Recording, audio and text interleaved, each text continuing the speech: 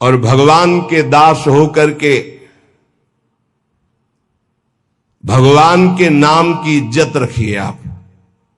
ये तिलक, ये कंठी, ये छाप धारण करके हरिदास कहा करके भगवान की अवहेलना मत कीजिए। इतने बड़े स्वामी के दासत्व का सौभाग्य मिला है। कुछ लोग शर्माते हैं तिलक लगाने में, कंठी बंद। अरे शर्माओ पराई माता बहनों की तरफ गंदी दृष्टि करने में, शर्माओ मदिरा पीने में, शर्माओ दूसरे का मांस खाने में, शर्माओ चोरी करने में, हिंसा करने में। भगवान के दासत्व के लिए तुम्हें शर्म लगती कि तिलक लगाएंगे लोग क्या कहेंगे, बुरा काम है। कंठी बांधेंगे लोग क्या कहेंगे, सत्संग सुनेंगे लोग क्या कहेंगे। सत्संग सुनते हैं। कल हमसे एक प्रश्न हुआ, इसलिए बात आई कि कुछ भाई लोगों को ये शर्म लगती है कि छुपा करके, नहीं तो लोग क्या कहेंगे। लोग यही तो कहेंगे ये बड़ा भगवान का भगत बनता है। हमारा संबंध कहां से जोड़ दिया, भगवान से जोड़ दिया। ये हमारी निंदा की बात है क्या? अगर गुरु मंत्र ले लिया है, तिलक कंठी धारण नहीं करते हो तो बहुत बड़ा अपराध करते हो। ये तुम्हें नरकगामी बनाने की स्थिति में पहुंचा देगा, मनमानी आचरण कराएगा और अपराध बन जाएंगे, दुर्गति में पहुंच जाओगे। ये दासत्व है जो हम कह रहे हैं, उसको प्रार्थना को मान लीजिए। ये साधारण नहीं कंठी तिलक, केवल कंठी तिलक धारण किए हो और जितनी आज्ञा है उतने माला कर रहे हो और चलते फिरते राधा राधा, तो जीवन में वो स्थिति आ जाएगी तुम्हारी, देखना, जिसमें आनंद ही आनंद होता है, चाहे जैसी परिस्थिति हो, हर परिस्थिति में आनंद। अरे कोई हमारे प्राण लेने की धमकी दे दे कि अगर कल से तिलक लगाओगे तो चौड़ी छाती करके 12 तिलक लगा के घूमना चाहिए, मार। देखते तू जगत का विधाता है या विधान किसी और का है। अगर मरना है तो तू मारे या ना मारे, मरना ही है उसी क्षण। और अगर नहीं मरना है तो काल भी नहीं मार सकता। समुझ जे आए शरण ते डरत ना काल डर।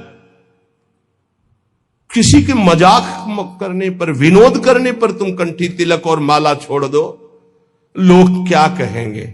धिक्कार है तुम्हारी बुद्धि को जो भजन की तरफ चलने के लिए लज्जा करती है और पाप की तरफ चलने के लिए छाती चौड़ी कर देते हैं। पाप की तरफ लज्जा नहीं आएगी। अरे चौड़ी छाती करो भगवान के दासत्व के लिए। कैसे तुम हो? अकबर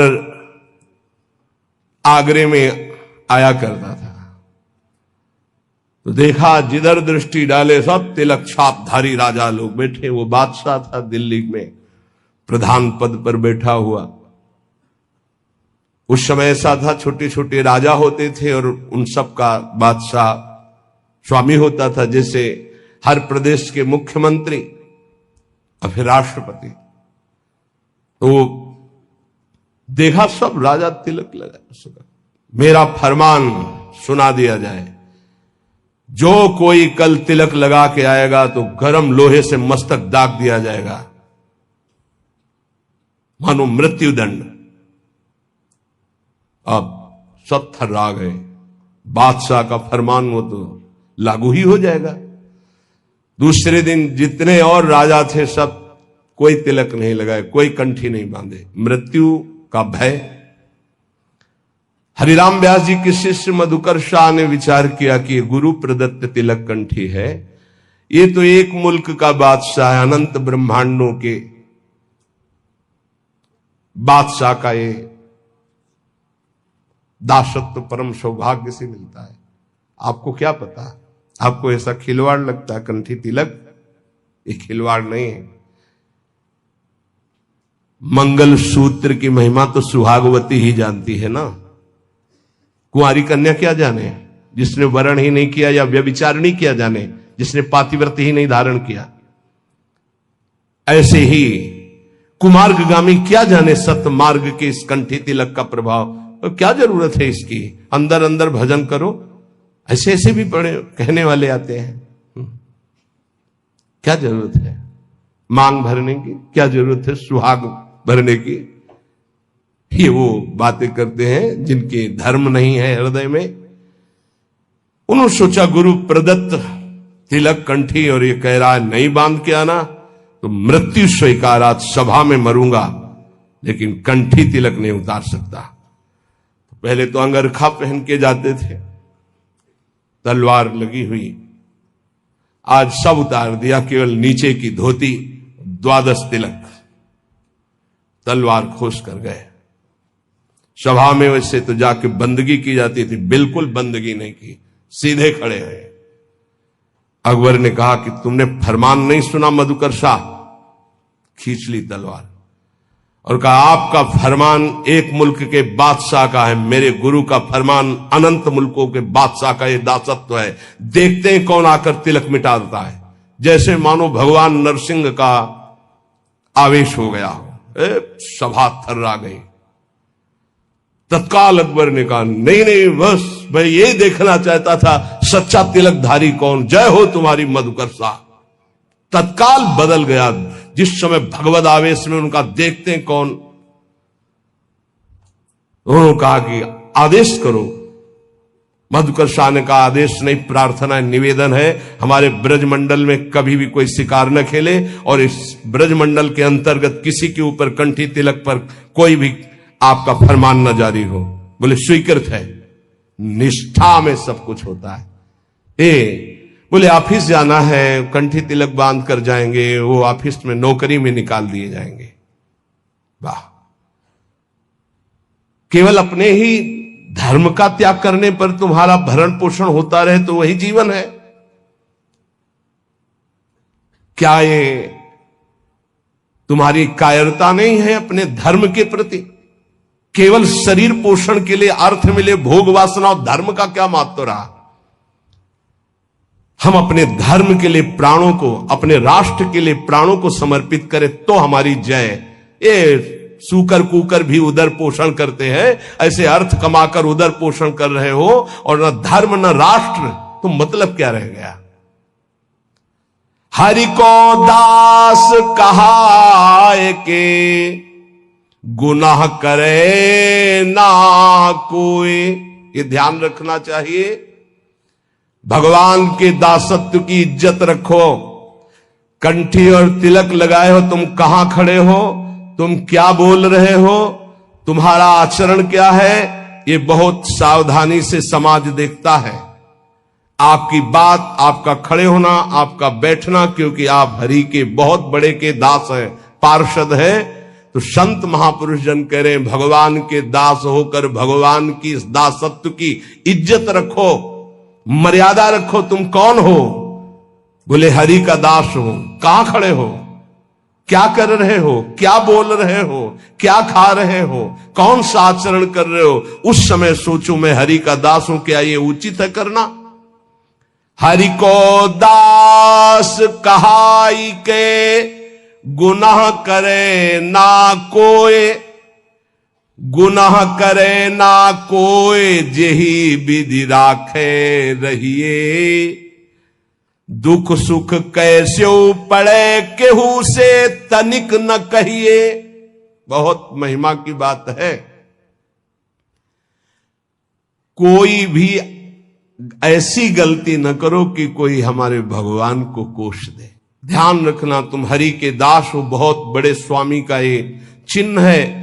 कहीं स्वामी का कोई अपमान न करे, क्योंकि आप जैसे पीले धारण किए हो, कहीं भी गलती करोगे तो गाली सीधे तुम्हारे गुरु को पड़ेगी, चाहे आप चाहे जहां गलती करो। भले ही आप हमसे हृदय से नहीं जुड़े हो, लेकिन वेश धारण किए दासत्व का तो सीधे होगा। किनका? बोले उनका। अच्छा ऐसा, ये दासत्व श्री प्रियालाल का है।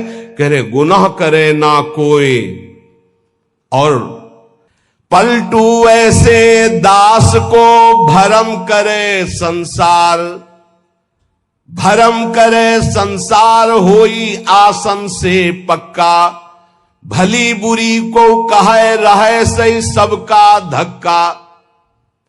बोले ऐसे जो भगवान के दास होते हैं, संसार उनको भ्रमित नहीं कर सकता, फंसा नहीं सकता। कैसा? बोले जो आसन के पक्के होते हैं। नौजवान साधु में पैल फैला के बैठ रहे हो, 14 बार ऐसे ऐसे ऐसे अरे भाई 2 घंटा कम से कम बैठने का अभ्यास, साधु का मतलब क्या है? अगर 2 घंटे ऐसे हाथ रख दे तो ऐसे ही हाथ रखे, ऐसे ही बैठे। ब्रह्मचारी हो, हर नस नाड़ी में पावर है, भगवत चिंतन परायण हो तो ऐसे शांत 6 घंटे से दासन पद्मासन, ऐसे 6 घंटे शांत बैठे एकदम, ब्रह्माकार वृत्ति, भगवदाकार वृत्ति, ये हमारा परम आनंद है। आसन में बैठना नहीं सीखा तो साधु का मतलब क्या रहा, और गृहस्थी का मतलब क्या रहा? अगर साधन कर रहे हो गृहस्थी में तो कम से कम 48 मिनट 24 घंटे में एक आसन में तो बैठना सीखो। एक आसन बिछाकर उसमें बैठना तो सीखो। कुछ मिनट तो आसन का पक्का होना चाहिए साधु, आसन का पक्का। 18 घंटे पद्मासन में पूज्य सिउड़िया बाबा जी, 18 घंटे। तो एक आश्रम में टिके तो 18 घंटे बैठे, तो वो बहुत ही उच्च कोटि के वहां के भी जो महाराज जी थे, तो शिष्यों ने कहा अरे महाराज 18 घंटे, तो बोले क्या हुआ, क्या हुआ? जड़ शरीर से संबंध रहित है वो 18 घंटे, क्या चाहे जितने बैठे रहे उसमें क्या फर्क पड़ता है? अभ्यास में बहुत बड़ी सामर्थ्य होती, अहम की कोई गुंजाइश नहीं। यहां 18 मिनट बैठना मुश्किल हो जाएगा पद्मासन लगा के। हमें लगता है कि थोड़ा अभ्यास, पर बातें कि लक्ष्य में प्रीति नहीं है, लक्ष्य में प्रीति नहीं है, कहेंगे हम तो सेवा में मगन रहते हैं 24 घंटे। 3 घंटे में विश्राम काफी, 24 घंटे में 3 घंटे। अगर हमारी भगवदाकार वृत्ति है तो हर स्थिति को सहने की सामर्थ्य। मान लीजिए बहुत ऊंची स्थिति के लिए आपको कष्ट सहना पड़ेगा, आपको जानबूझकर कष्ट सहना पड़ेगा, थोड़ी देर बैठना सीखिए। ये आज भी गुरुजनों में हमने देखा है, समय है, उस समय में अपने आसन पे रहते हैं, आसन पे बैठते हैं। आप सबसे प्रार्थना है एक समय कुछ ऐसा निकालो अपने 24 घंटे में जिसमें आप आसन में बैठने का अभ्यास करें। सुखासन, पद्मासन, सिद्धासन, इसका बहुत लाभ मिलेगा। देख लीजिए, आसन भस्म करे संसार होई आसन से पक्का। संसार के चिंतन का नाश तभी होता है शांत बैठे। ये नहीं यहां खुजला रहे, यहां एक बार रख दिया आप त्वगेंद्री, चाहे जैसी परिस्थिति हो, बार बार मन जाएगा यहां खुजला, नए मंत्र में लगा रहे, शांत नहीं, जांग दर्द के नहीं, मैं शरीर नहीं हूं, राधा राधा राधा। धीरे धीरे देखो शून्याकार वृत्ति आने लगेगी। अपना बल नहीं है, बल हरि का, गुरुदेव का। तो काम क्रोध को मार के मारे नींद आहार, इस पर जरूर चलना चाहिए। जब भगवत मार्ग में भगवत प्राप्ति की लगन की अगन लगी तो सबसे पहले यही अंदर आया था कि हम कई दिन तक भूखे रहकर भजन कर सकते हैं, नहीं खाएंगे, भजन का तार न टूटे। और कितने दिन हम रह सकते हैं ऐसे, भजन का तार न टूटे। हर कष्ट में भजन, हर सुविधा में भजन, संसार के किसी भी क्षेत्र में भजन, भजन न छूटे, इसका अभ्यास हमें करना है। यह दृढ़ निश्चय कर लिया गया था बचपन में ही। बीच बाजार में, एकांत में, गंगा के किनारे, शहर में, कहीं भी रहो, भजन तुम्हारा नहीं छूटना चाहिए। भूख से, प्यास से या छके होकर के, सब सुविधाओं में या असुविधाओं में भजन नहीं छूटना चाहिए। काम क्रोध को मार के मारे नींद आहार, यह है दिग्विजयी योद्धा भगवत भक्त। काम क्रोध को मार के मारे नींद आहार, नींद पर विजय प्राप्त और आहार पर विजय प्राप्त। ये ऐसे होता है 20-20, 10-10 मिनट नींद को मारा जाता है। ऐसा नहीं कि बचपन से ही नींद पर विजय प्राप्त हो जाती है, बहुत कष्ट सहा जाता है। रात्रि में जहां गुरु आश्रम में थे 9 बजे सो जाते थे, 4 बजे उठने का नियम था वहां प्राय सब। गुरुदेव ने 2 बजे का नियम बनाया था, गुरुदेव 2 बजे उठते थे और सबके लिए छूट थी। 2 बजे उठते थे, 2 बजे उठा देते थे। प्रातः 2 बजे उठना और रात्रि के 9 बजे शयन करना, ऐसा नियमावली बनाई थी गुरुदेव भगवान ने। धीरे धीरे 9 से 9:10, 9:20, धीरे धीरे 10 तक पहुंचे। ऐसी लगन जब बढ़ती है 3 घंटे विश्राम,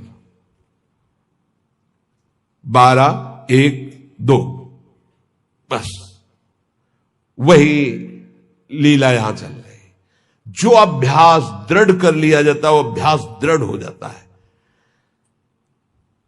नींद अगर हमको परास्त करे तो साधक कैसा? हम अपना सत्संग भगवत प्राप्ति के लिए होता है, मनोरंजन के लिए नहीं होता। यहां वही बैठेगा जिसे भगवान की कृपा से भगवत प्राप्ति करवानी है, भगवान को वही बैठेगा। काम क्रोध को मार के मारे नींद आहार। अब उल्टा, जो मारे नींद आहार वो काम क्रोध को मार के, जो नींद और आहार को मार देगा वो काम विजयी हो जाएगा, वो क्रोध विजयी हो जाएगा। पक्का समझ लो, आहार से ही काम प्रकट होता, काम से ही क्रोध प्रकट होता। क्रोध और नींद दोनों गुरु भाई हैं, तमोगुण से प्रकट होते हैं। निद्रा आलस प्रमादो तम तत्तामस मुदाहरतम। पलटू ऐसे दास को भ्रम न करे संसार, ऐसे दास को भ्रमित नहीं करती है माया। साहब के दास कहाए यारो, जगत की आस न रखिए। समर्थ स्वामी को जब पाया, जगत से दीन न भाखिए। बड़ी कृपा है, आप सच्ची मानिए, जिनको कोई उपाधि नहीं मिली है, उपाधि पदवी, जिनको कोई जानता नहीं, बड़ी कृपा है। वो जीवन जिसको कोई नहीं जानता है, वो हरि प्रिया के संग व्यतीत होता है, प्रिया प्रीतम के संग। कहीं कोई चिंतन जाने की गुंजाइश ही नहीं, कोई जानता ही नहीं, कोई प्रणाम नहीं, कोई नमस्कार नहीं, कोई बात नहीं करता, कोई नहीं बात करता। कभी कोई राधे राधे नहीं कहता, और कहे भी तो उपेक्षा कर दी जाती थी कि कहीं परिचय ना हो जाए। जहां तनिक जल बिछुड़े, छोड़ देत है प्राण। यह है भजनानंदी का स्वरूप। तद स्मरणेन परम व्याकुलती। देखो कहां हो, देखो प्रायः बहुत दिनों के बाद एक ऐसे महाभागवत के दर्शन हुए। सबकी चरण वंदना, लेकिन ऐसी स्थिति कि जहां तनिक जल बिछुड़े छोड़ देते हैं प्राण। एक महाभागवत के बहुत दिनों बाद दर्शन हुए, जो महाराष्ट्र से पधारे थे। रोम रोम से निकल रहा था विठ्ठल विठ्ठल विठ्ठल विठ्ठल विठ्ठल। ऐसी महान स्थिति आज हमारे ऊपर प्रिया जो प्रसन्न हुई, ऐसे महाभागवत का साक्षात्कार करा दिया। पर जानते हो, एक साधारण पतली धोती, एक साधारण कुर्ता, और ऐसे छुपे हुए वेश में कि कोई ये ही नहीं कह सकता कि ये संत है, लेकिन ऐसी ऊंची स्थिति नाम की, पूछो मत। ये कोई उपाधि नहीं, कोई परिचय नहीं, और कोई सम्मान की प्रियता नहीं, ऐसे बैठे हुए थे। कोई आदर नहीं। जब दृष्टि में दृष्टि मिली तब लगा, अरे कितनी उच्च कोटि की अवस्था इनकी अध्यात्म की है। नेत्र तरसते हैं भजनानंदी और ब्रह्मबोध संपन्न महापुरुष के दर्शन के लिए। सच्ची मानिए, ये उपाधियां तो बहुत है, उपद्रव कराने वाली बहुत उपाधियां हैं। उपाधि रहित महापुरुष, खास बात है, उपाधि रहित महापुरुष, देहाध्यास रहित महापुरुष, भगवत चिंतन में डूबा हुआ महापुरुष, तत्वबोध महापुरुष, ये अंगुलियों में गिने जा सकते हैं, ये सैकड़ों की संख्याओं में नहीं होते। छोड़ी देत है प्राण जहां जल से बिल गावे। अगर मछली को जल से अलग करो तो प्राण त्याग देती है, ऐसे ही भजन के जरा से विस्मरण के आभास में उनको ऐसा लगता है कि मेरे प्राण निकल जाएंगे, भजन छूट गया क्या। अगर मछली को पानी से निकालकर शुद्ध गाय के दूध में, अब दही में, या सुंदर घी में, या सुंदर रबड़ी में डाल दो तो बचेगी क्या? प्राण त्याग देगी। केवल जल ऐसे ऐसे भजनानंदी। देई दूध में डारी रहे, ना प्राण गवावे। अगर दूध में डाल दे तो रहे ना, वो अपने प्राण त्याग देगी, क्योंकि पानी से प्रेम करती मछली। तो जाको वही आहार ताही को, काले दीजे रहे न कोटि उपाय, और सुख नाना कीजे। बोले जिसका जो आहार है वो उसी की प्राप्ति में जीवित रहेगा, अन्यथा प्राण त्याग देगा। ध्यान दीजिए, भजनानंदी का आहार है नाम जप। अगर नाम जप छूटा तो प्राण त्याग देगा, जीवित नहीं रह सकता। कसौटी में कसो कौन सी स्थिति है आपकी, कितना आप भजन से प्यार करते हैं। यह लीजय दृष्टांत सके सो ले बिचारी, जो नाम से ऐसो करे स्नेह ताहि की मैं बलिहारी। मैं बलिहारी हूं ऐसा जो नाम से प्रेम करता है। पलटू ऐसी प्रीति कर जल और मीन समान, जहां तनिक जल बिछुड़े छोड़ देत है प्राण। भजन का क्या स्वरूप है? तद स्मरणेन परम व्याकुल तेति। श्री पलटू स्वामी जी कहते हैं, बहुत बड़े भजनानंदी महापुरुष, जिनके रोम रोम से सीताराम सीताराम निकलता था। कह रहे हैं ऐसी प्रीति करो नाम से, जैसे जल से मछली प्रीति करती, दूर होने पर प्राण त्याग देती है।